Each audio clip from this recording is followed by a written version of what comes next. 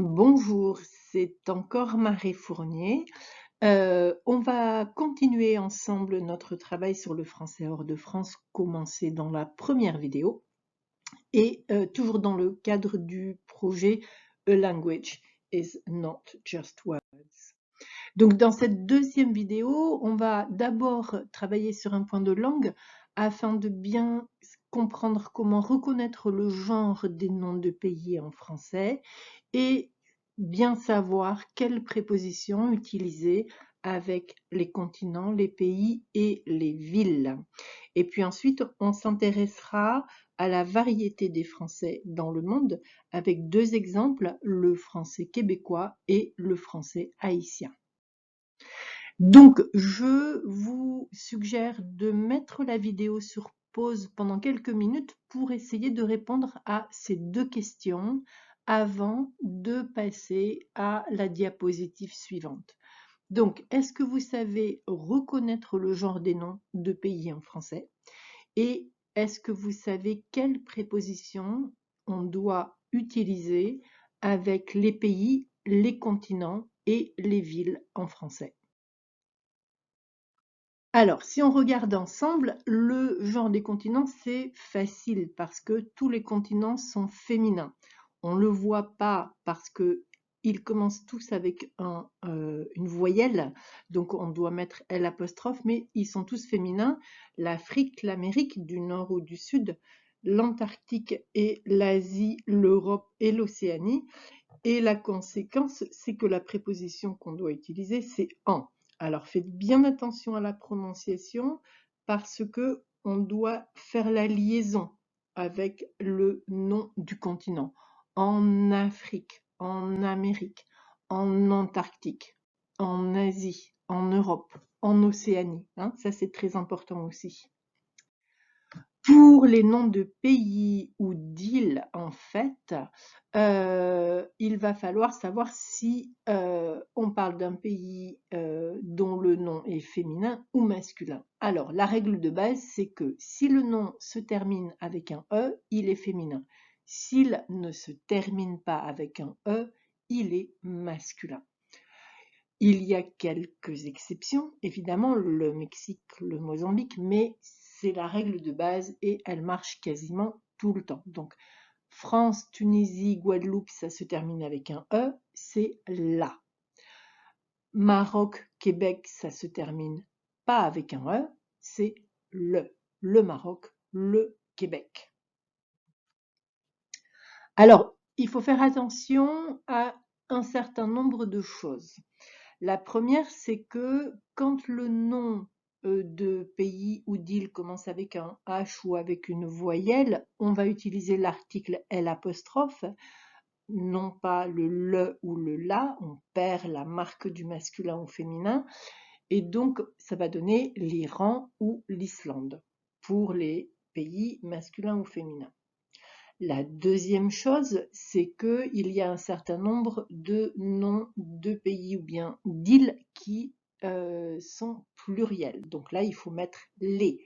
Les États-Unis, et faites bien attention à la prononciation, les États-Unis, ou par exemple les Seychelles. Troisième chose, vous savez que normalement, il faut toujours un article avec les pays en français. Alors, là encore, évidemment, il y a quelques exceptions où on ne doit pas mettre d'article. Cuba, Israël, Djibouti, Monaco, Oman, Haïti, Madagascar, Taïwan, Chypre, Malte. Donc, vous voyez qu'un certain nombre de ces noms renvoient à des îles assez grandes, ok? Et en termes de préposition, si le nom commence avec une voyelle ou un H, on met en, comme avec les continents, et sinon, on va utiliser A. Donc on dira à Cuba, à Madagascar. Et donc, ça m'amène au dernier rappel, avec les villes, on utilise A. Donc, à Dakar, à Paris, à Port-au-Prince. Donc, faites bien attention à ces éléments-là quand vous écrivez ou quand vous parlez. Donc là, vous avez un petit résumé de tout ce que l'on vient de voir. Je ne vais pas tout reprendre, mais vous savez que vous avez cette diapositive ici avec la totalité des informations si vous avez besoin de vérifier quelque chose. On va donc maintenant regarder un petit peu la diversité du français ou des français dans le monde hors de France.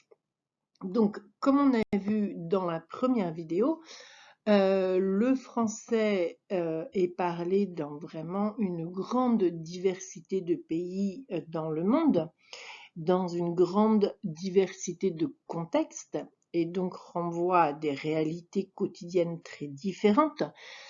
La conséquence, c'est que ces contextes différents, ces réalités différentes vont forcément influencer la manière dont on parle français dans les différents endroits du monde. Alors, pour vous donner quelques exemples, au Québec, par exemple, on va dire un char, qui est en fait un vieux mot qui désignait les voitures, mais les voitures à cheval, pas les voitures modernes, pour une voiture. Ou bien, en termes de prononciation, je suis va se prononcer chu. Donc ça va être condensé. En Afrique de l'Ouest, on va dire s'ambiancer pour s'amuser. S'ambiancer n'est pas du tout un terme que l'on utilise en France, c'est une création sur le mot ambiance, que l'on comprend très bien par ailleurs. À la Martinique et dans beaucoup d'autres pays francophones, en fait, le tutoiement, l'usage du tu informel quand on s'adresse à des gens, est beaucoup plus fréquent qu'en France où on reste assez strict sur la distinction tu ou vous. En Haïti, pour la prononciation, on voit que certaines consonnes ou syllabes avec des consonnes finales vont disparaître. Par exemple, fenêtre, on entendra plutôt fenêtre et le r de la fin va disparaître. Alors là encore, je vous propose de mettre la vidéo sur pause pendant quelques minutes pour essayer de réfléchir à pourquoi. Est-ce que vous pouvez penser à des raisons qui expliquent ces variations du français dans le monde? Essayez de réfléchir à ça avant de passer à la diapositive suivante. Alors, en fait, les raisons sont assez variées. J'ai un petit peu résumé ici les raisons principales. On peut avoir, premièrement, la proximité d'une autre langue ou de plusieurs autres langues, c'est-à-dire que le français est parlé, mais n'est pas la seule langue qui est parlée. Par exemple, en Haïti, la langue en fait la plus parlée, c'est le créole haïtien, et le français va donc être parlé aux côtés du créole haïtien. Okay. En République démocratique du Congo, une des autres langues très parlées, c'est le lingala. Donc le français va côtoyer, être parlé à côté de cette autre langue. Donc ça, c'est une première raison. Une deuxième raison, c'est le fait que dans certains endroits, je pense notamment au Québec, la langue va conserver certaines caractéristiques qui remontent à la colonisation, au premier moment où le français a été introduit et par manque de contact avec d'autres francophones, par exemple, certains mots qui sont de vieux mots français sont restés dans la langue.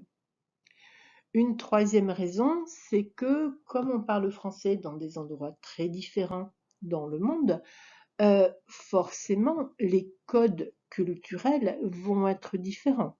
Donc on ne va pas se mettre en relation les uns ou les unes avec les autres de la même façon. Une quatrième raison, c'est l'influence de l'oral.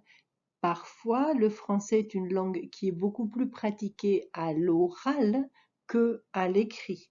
Donc, forcément, cela implique une approche beaucoup moins formelle de la langue. Et puis, une dernière raison qui est importante, c'est que parfois, il est nécessaire d'adapter le vocabulaire à une réalité qui est totalement différente de la réalité française. On doit parler de choses qui n'existent pas en France. Des fruits, des produits, des concepts. Donc ça va influencer la manière dont on parle français. Donc en termes de conséquences, qu'est-ce que ça va donner? Alors, ça va donner des mots hybrides, c'est-à-dire des mots mélangés, où on va mélanger le français et une autre langue, ou bien des emprunts. Emprunter, ça veut dire to borrow, ok? Donc on va parler français, mais on va intégrer des mots d'une autre langue, de l'anglais, du créole, par exemple. Et puis, ça veut dire aussi que la prononciation va être un petit peu différente parce qu'elle va être influencée par la manière dont on prononce les sons pour les autres langues. Ça veut dire, on a mentionné le Québec tout à l'heure, que le vocabulaire va être parfois archaïque. Archaïque dans le sens où certains mots qui en France sont des mots de vieux français, un char par exemple, vont être encore utilisés alors que en français, en France, on va avoir voiture. Troisième conséquence, la syntaxe et la grammaire vont être beaucoup plus libres. Ça veut dire qu'il va y avoir une plus grande créativité. On va pouvoir inventer des mots de manière beaucoup plus spontanée et la grammaire va être moins stricte que selon les règles de la langue française telle qu'elle est enseignée en France. Par rapport à la question culturelle, ça peut donner lieu à un tutoiement qui est beaucoup plus fréquent que en France, par exemple. Et puis, en termes de réalité différente de la France, eh bien, il va falloir inventer des mots pour désigner des choses qui n'existent pas en France.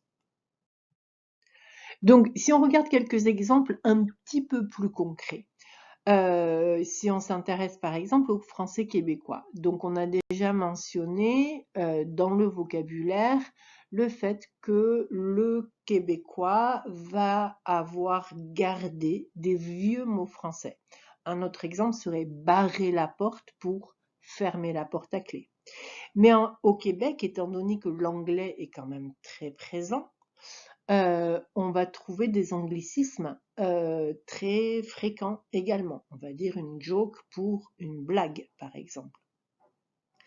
Pour la grammaire et la syntaxe, il y a des structures très caractéristiques du québécois où on répète en fait le pronom. Donc, viens-tu va devenir tu viens-tu. Donc, il y a un espèce d'écho qui est totalement absent du français que l'on parle en France. Pour la prononciation, il y a deux choses qui sont assez frappantes. Les voyelles sont beaucoup plus nasales, le son est monte beaucoup plus dans le nez. Mon frère, alors je ne sais pas bien faire l'accent québécois, mais mon frère devient quelque chose plus comme mon frère, donc il y a le I. Donc là encore, c'est un petit peu l'influence de l'anglais, puisqu'il y a cette espèce de diphtongue pour les voyelles, le I, qu'on n'a pas du tout en français, en France. Ou bien on va modifier le son, mon frère, et il va y avoir des contractions. Par exemple, tu sais, va devenir C. Si on regarde Haïti maintenant un petit peu, en termes de prononciation, on l'a déjà mentionné un peu plus tôt, le créole est vraiment la langue la plus parlée en Haïti et influence le français. Donc une chambre, on va plutôt entendre chambre. Froid va être plutôt foie. Donc ça va influencer la prononciation du français en Haïti Et puis pareil, en termes de vocabulaire, on va avoir des haïtianismes, alors qui peuvent provenir d'un domaine particulier. Par exemple, le vaudou, la culture vaudou, religion, culture vaudou, est très important en Haïti. Et donc, certains mots vont être importés du vaudou. Donc, Ungan, on va l'utiliser pour un prêtre. En général, un prêtre vaudou, mais c'est un mot qui n'existe pas dans le vocabulaire français en France. C'est vraiment un mot qui est associé à Haïti. Il va y avoir des anglicismes, étant donné que la présence américaine a été assez importante en Haïti. Donc, on va dire par exemple le market pour le supermarché. Et si vous regardez sur la carte, vous voyez que Haïti a pour voisine la République dominicaine, mais que Cuba n'est pas très loin non plus et que l'immigration cubaine a été assez importante à certains moments. Donc il va y avoir des hispanismes dans le français haïtien. Par exemple du mantègue que l'on peut entendre pour du beurre et qui vient de l'espagnol manteca pour beurre. Ok. Donc voilà quelques exemples. Donc en conclusion, vous voyez que cette diversité du français hors de France est quelque chose qui va enrichir la langue française. Malheureusement, on n'a pas souvent l'opportunité de tout enseigner quand on enseigne le français comme langue étrangère. Mais il serait intéressant d'analyser un petit peu plus en détail ces variations du français hors de France, parce que c'est vraiment très intéressant de voir la variété de vocabulaire. Il serait aussi intéressant de réfléchir un petit peu aux implications, parfois beaucoup plus politiques en fait, de l'usage du français ou dans certains cas du refus de l'usage du français, étant donné que le français parfois reste associé à la période de la colonisation, donc en dehors de France. Mais ça serait pour un autre projet. Voilà, merci beaucoup de votre attention et n'oubliez pas de faire les activités qui vont avec ces deux vidéos. Merci, au revoir.